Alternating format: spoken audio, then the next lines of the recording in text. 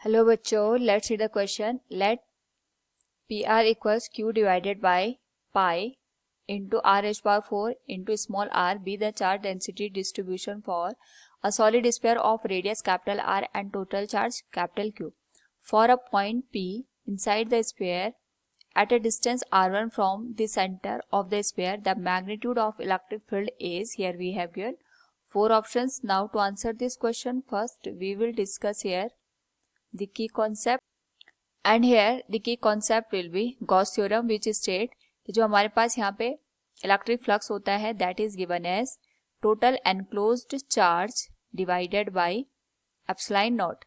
Now according to the question, यहाँ पे अगर हम ऑब्जर्व करें तो हमारे पास चार्ज डेंसिटी गिवन है सॉलिड स्फीयर की, जिसकी जो रेडियस है ये कैपिटल आर के बराबर दे रखी है. It is radius of the capital R.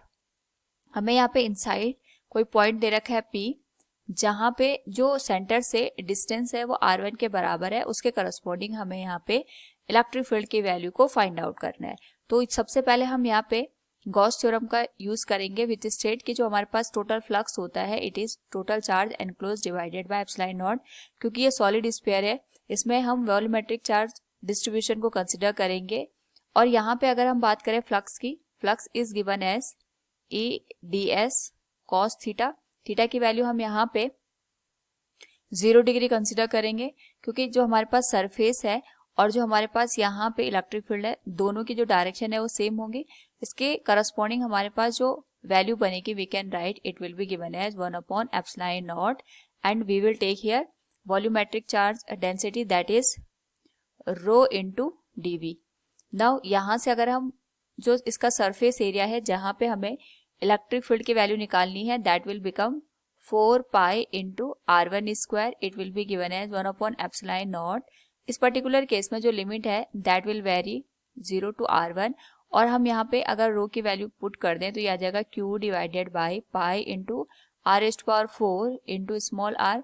जो dV है ये हमारे पास यहाँ पे वॉल्यूम को इंडिकेट कर रहा है.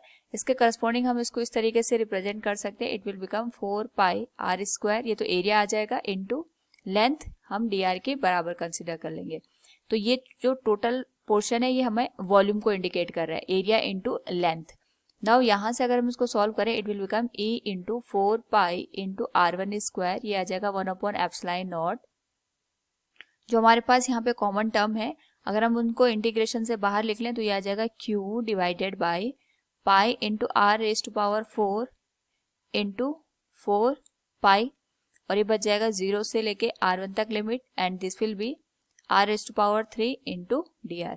नाउ यहाँ पे अगर हम इसका इंटीग्रेशन करके लिखें तो we can say this will become E into 4 pi R1 square equals this will become Q into 4 pi divided by epsilon not into pi into capital R raise power 4.